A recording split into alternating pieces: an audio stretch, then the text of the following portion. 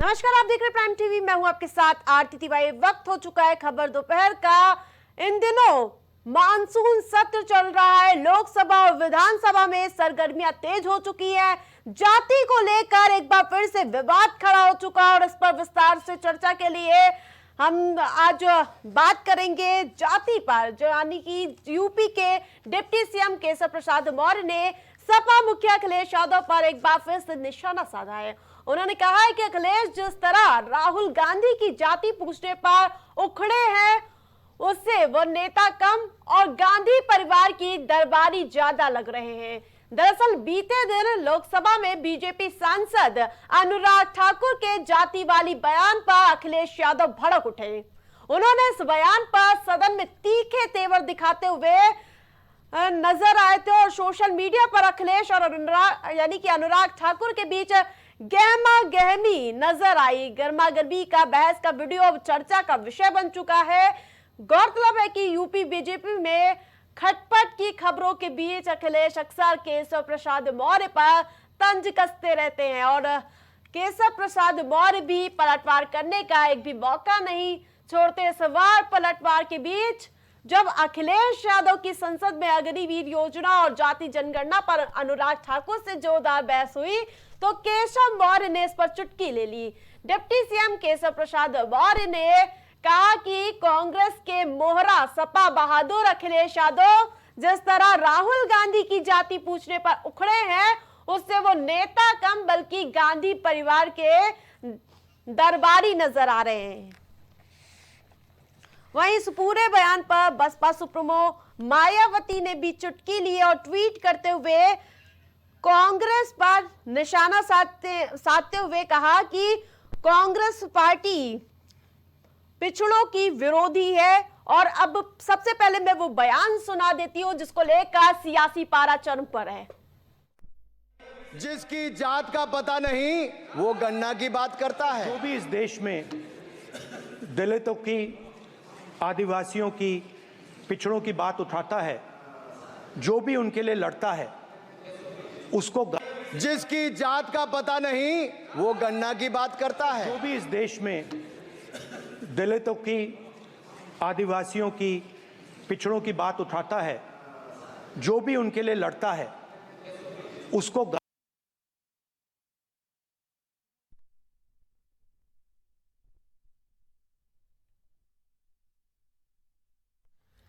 और ज्यादा चर्चा के साथ हमारे साथ अशोक तिवारी समाजवादी पार्टी से प्रवक्ता जुड़ चुके हैं।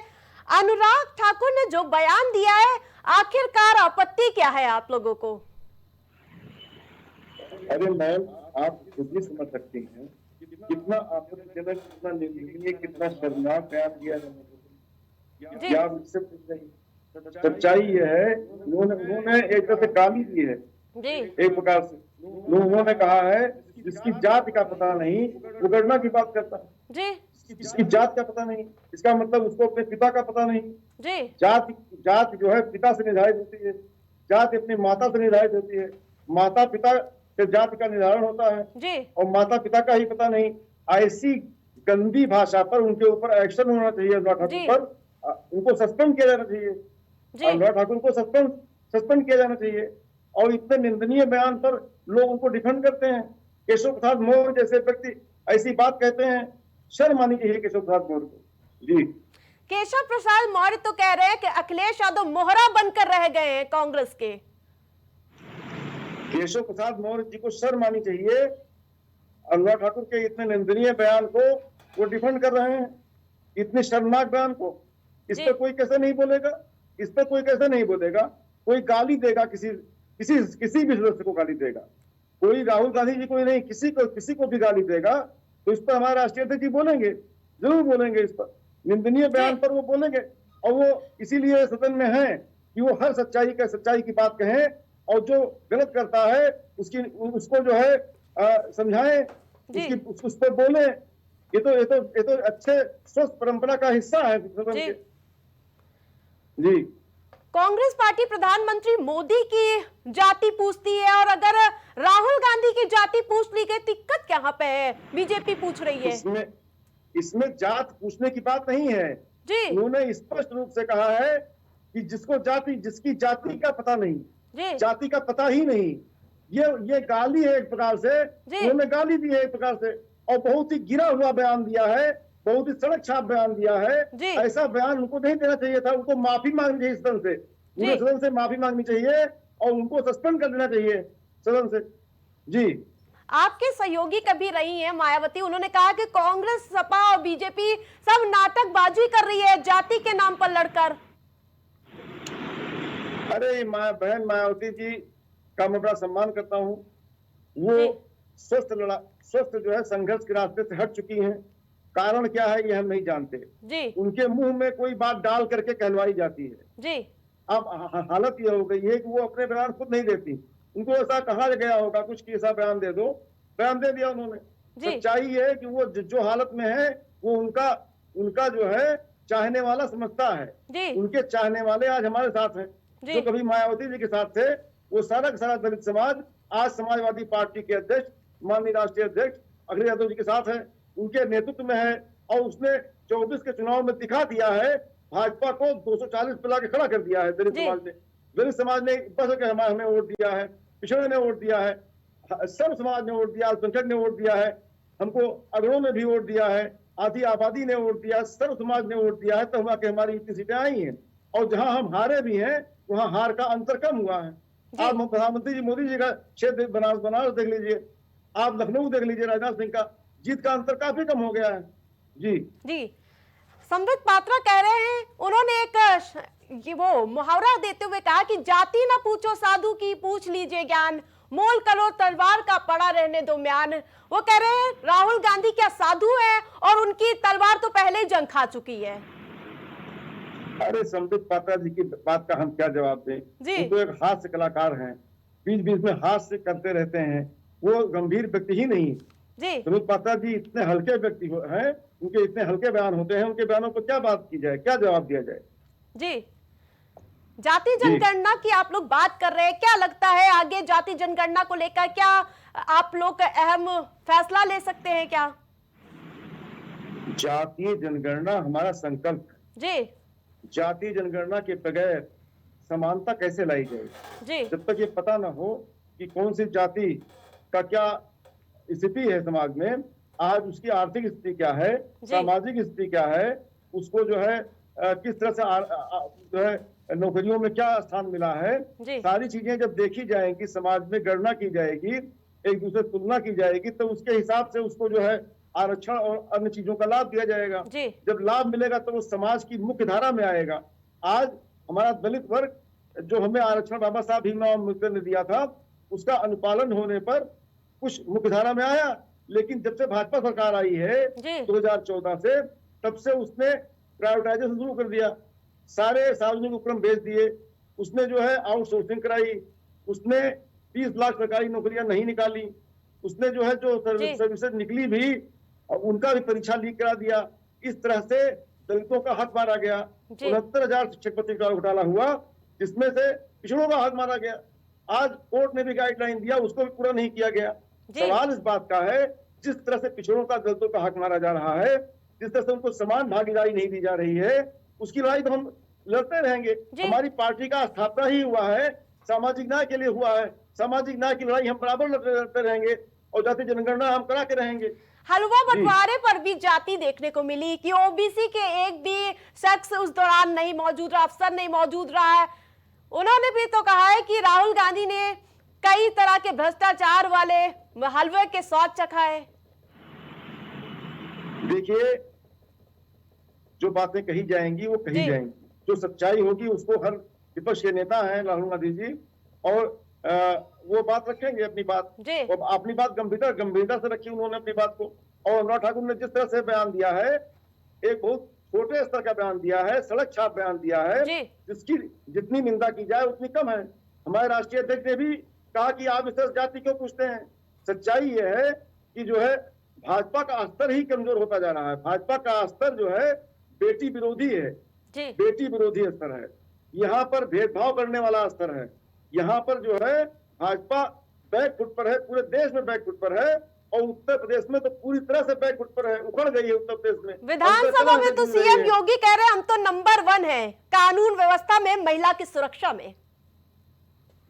जी जी क्या कहेंगे?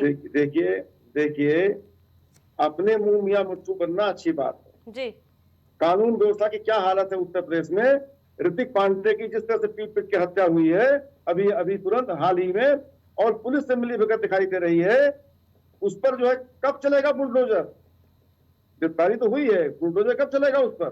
आखिर ये जनता सवाल पूछती है ना जनता योगी आदित्यनाथ जी से। जी बिल्कुल अशोक तिवारी जी, आपका बहुत बहुत धन्यवाद हमसे जुड़ने के लिए। तो वही जाति को लेकर लगातार सियासत देखने को मिल रही है। इस बीच मायावती ने भी ट्वीट करके सपा, कांग्रेस और इसके अलावा भारतीय जनता पार्टी पर निशाना साधा है। उत्तर प्रदेश विधानसभा के मानसून सत्र के तीसरे दिन यानी कि सपा के वरिष्ठ नेता शिवपाल सिंह यादव ने सरकार को घेरा है। उन्होंने कहा है कि भाजपा सरकार जन विरोधी सरकार है। सपा के वरिष्ठ नेता और जसवंत नगर से विधायक शिवपाल यादव ने पत्रकारों से बातचीत करते हुए अनुपूरक बजट को लेकर सरकार पर निशाना साधा। उन्होंने कहा कि बजट में ये कुछ नहीं है, ये जनता के साथ धोखा है। इसके अलावा विधानसभा पहुंचे शिवपाल सिंह यादव ने कहा कि भाजपा सरकार जन विरोधी सरकार और जिस पर डिप्टी सीएम केशव प्रसाद मौर्य ने पलटवार किया है। उन्होंने कहा कि शिवपाल मुंगेरी लाल के सपने देख रहे हैं। 2027 में भाजपा सरकार आएगी। उन्होंने कहा कि उत्तर प्रदेश के विकास को गति देने के लिए जब धन की आवश्यकता होती है तो सदन के माध्यम से अनुपूरक बजट लाया जाता है। सदन में कल अनुपूरक बजट लाया गया और पहले वो वार पलटवार जो हुआ है, पहले उसकी प्रतिक्रिया आपको दिखा देती हूँ। पूरक है, कल प्रस्तुत हो गया है। प्रदेश के विकास को गति प्रदान करने के लिए जब धन की आवश्यकता होती है तो सदन के माध्यम से अनुपूरक लाया जाता है। कल अनुपूरक लाया गया है और विकास को एक नया मुकाम मिले इसका प्रयास किया जाए। देखिए जो कानून आया है उत्तर प्रदेश के अंदर समय समय पर जिस प्रकार की परिस्थितियां होती है उसके हिसाब से कानून बनाने का काम, विधेयक लाने का काम सरकार करती रही है और उसी के क्रम में यह भी आया है। विरोध में काम करती है तो ये भारतीय जनता पार्टी की सरकार जन विरोधी सरकार है। और देखिए आज जो बजट आया है ये केवल जनता के साथ धोखा है। बजट में कुछ है ही नहीं, जबकि अभी मार्च में जो बजट सत्र आया था वो तो खर्च कर नहीं पाए। तो इस सरकार ने, भारतीय जनता पार्टी की सरकार ने फिर से जनता को गच्चा देने का काम किया। वही वार पलटवार का दौर लगातार जारी है। मानसून सत्र चल रहा है, आज तीसरा दिन है। तो वही शिवपाल सिंह यादव और केशव प्रसाद मौर्य में वार पलटवार का दौर देखने को मिला। इस बीच जब शिवपाल सिंह यादव विधानसभा पहुंचे, उन्होंने कहा कि भाजपा सरकार जन विरोधी सरकार है। उप मुख्यमंत्री केशव प्रसाद मौर्य ने सपा नेता शिवपाल यादव के बयान पर पलटवार किया। उन्होंने कहा कि शिवपाल यादव मुंगेरी लाल के सपने देख रहे हैं। 2027 में भाजपा सरकार आएगी। उन्होंने कहा कि उत्तर प्रदेश के विकास की यानी कि विकास को गति देने के लिए जब धन की आवश्यकता होती है तो सदन के माध्यम से अनुपूरक बजट लाया जाता है। सदन में कल अनुपूरक बजट लाया गया और इसका मकसद है राज्य के विकास को नया आयाम यानी कि मुकाम पर ले जाना और इसका पूरा प्रयास किया जा रहा है। आपको बता दें कि इस दौरान सत्र में भाग लेने पहुंचे ब्रजेश पाठक यानी कि डिप्टी सीएम ब्रजेश पाठक ने कहा कि योगी सरकार प्रदेश के विकास के लिए प्रतिबद्ध है।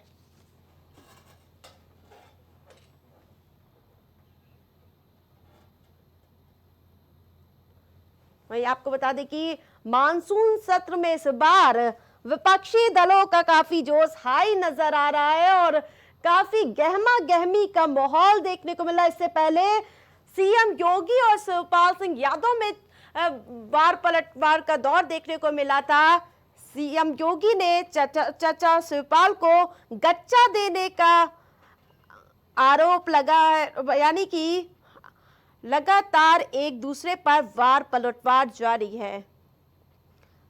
उन्होंने मजाक के अंदाज में चुटकी लेते हुए कहा कि चाचा शिवपाल को गच्चा दे गए अखिलेश यादव, भतीजे ने चाचा को गच्चा दे दिया। तो वहीं शिवपाल सिंह यादव ने तुरंत ही इस बयान पर पलटवार किया। वही विधानसभा में बोलते हुए शिवपाल सिंह यादव ने कहा कि गच्चा तो आपने हमें दे दिया, मैं तो आपके साथ 3 साल संपर्क में था, गच्चा तो आपने मुझे दिया है। तो वही आपको बता दें कि नेता प्रतिपक्ष माता प्रसाद पांडे को चुना गया था और उसके बाद शिवपाल सिंह यादव पर चुटकी लेते हुए नजर आए सीएम योगी। ज्यादा अपडेट के साथ हमारे साथ राजेश यादव लाइव जुड़ चुके हैं। राजेश, मानसून सत्र में इस बार वार पलटवार की बारिश देखने को मिल रही है, तो आज भी शिवपाल सिंह यादव केशव प्रसाद मौर्य पर आमने सामने की वार पलटवार देखने को मिला। क्या आज कुछ देखने को मिला सदन में? देखिए, अगर बात करें विधानसभा मानसून सत्र के जिस तरीके से समाजवादी पार्टी के जो राष्ट्रीय महासचिव है शिवपाल सिंह यादव और उसके बाद आपको बता दें जिस तरीके से योगी आदित्यनाथ ने उन पर तंज कहा है कि चाचा को अखिलेश यादव ने गच्चा दे दिया। शिवपाल यादव ने भी पलटवार किया है कि आपको भी गच्चा मिलने वाला है, क्योंकि आपके दोनों डिप्टी सीएम आपको जल्द ही गच्चा देने वाले हैं। जाहिर सी बात है कि गच्चा देने वाली बात को लेकर उत्तर प्रदेश के दिल्ली की पार्लियामेंट तक ये आवाज गूंज रही है, क्योंकि दिल्ली का पार्लियामेंट चल रहा है। वहाँ पे अखिलेश यादव ने भी इस पर पलटवार किया है। उन्होंने कहा कि यूपी के साथ साथ समाजवादी पार्टी जल्द ही दिल्ली में भी गच्चा देने वाली है। जी, सीएम योगी कहते हैं कि चचा को गच्चा मिल गया, तो वही अब केशव प्रसाद मौर्य कह रहे हैं कि मुंगेरी लाल के सपने देख रहे हैं चचा शिवपाल। बिल्कुल बात सही है। जिस तरीके से अगर देखा जाए तो शिवपाल यादव के जो बयान थे और अखिलेश यादव के जो बयान थे, उन पर डिप्टी सीएम केशव मौर्य ने भी तंज कसा है। केशव मौर्य ने भी कह दिया है कि मुंगेरी लाल के सपने देख रहे हैं और वो सपने जो है साकार होने वाले नहीं है। दूसरी चीज आपको बता दें, केशव मौर्य ने भी कहा है कि अखिलेश यादव जो गुब्बारा उनका फूला हुआ है, उनके गुब्बारे की हवा जल्द ही निकल जाएगी। इस तरीके का टिप्पणी जो है केशव मौर्य ने किया है। जी, शिवपाल सिंह यादव कह रहे हैं बीजेपी सरकार जन विरोधी है, अनुपूरक बजट की आवश्यकता क्या थी? केशव प्रसाद मौर्य तो कह रहे हैं विकास को धार देना है। बिल्कुल, अगर बात की जाए शिवपाल यादव की, तो शिवपाल यादव जिस तरीके से शिवपाल यादव ने विधानसभा मानसून सत्र में जिस तरह के बोला, उन्होंने बयान दिया है कि जो अनुपूरक बजट पेश हुआ है, इस बजट की क्या जरूरत थी और इसको नहीं पेश करना चाहिए था। तो जाहिर सी बात है, लेकिन एक चीज आपको बता दें, जिस तरीके से अगर देखा जाए जो अनुपूरक बजट होता है, कहीं न कहीं देखा जाए तो जो अनुपूरक बजट का मतलब होता है कि जो कुछ योजनाएं चल रही होती है, जिन योजनाओं में विशेष कर कोई इंतजाम किया जाता है, उन जो नई योजनाएं होती हैं, उन योजनाओं के लिए अनुपूरक बजट पेश किया जाता है। क्योंकि ये आम बजट नहीं है, ये अनुपूरक बजट है। तो जाहिर सी बात है कि अनुपूरक बजट समय समय पेश किया जाता है। जैसे अभी बाढ़ पीड़ित जो जिले हैं, उन जिलों के लिए भी इस अनुपूरक बजट में विशेष पैकेज की व्यवस्था की गई है। जी, लगातार शिवपाल यादव हर मुद्दों को भुनाने का प्रयास तो कर रहे हैं, लेकिन पलटवार तो फौरन देखने को मिल रहा है। भारतीय जनता पार्टी एक भी मौका छोड़ती हुई नजर नहीं आ रही है। बीजेपी की तरफ से सीएम योगी ने विधानसभा में बयान दिया था, तो उनके बयान को लेकर शिवपाल यादव ने बयान दिया, उन पर तंज कसा। उसके बाद फिर अगर देखा जाए तो पार्लियामेंट में अखिलेश यादव ने भी उन पर पलटवार किया है। तो बिल्कुल राजेश, बने रहिए। तमाम अपडेट के लिए आपका बहुत बहुत धन्यवाद। तो वही लगातार मानसून सत्र चल रहा, आज तीसरा दिन था और आज भी सियासत अपने उफान पर नजर आ रही थी। चाचा शिवपाल और इसके अलावा केशव प्रसाद मौर्य वार पलटवार करते हुए नजर आए हैं। तो वही जिस प्रकार से बजट का सत्र बढ़ता हुआ नजर आ रहा है, वैसे ही लगातार वार पलटवार देखने को मिल रहा। अनुपूरक बजट को लेकर भी तीखी प्रतिक्रिया विपक्ष देता हुआ नजर आया। तो वहीं केशव प्रसाद मौर्य ने भी कह दिया है कि चाचा शिवपाल मुंगेरी लाल की सपने ना देखे। फिलहाल खबर दोपहर में इतना ही। देखते रहिए प्राइम टीवी।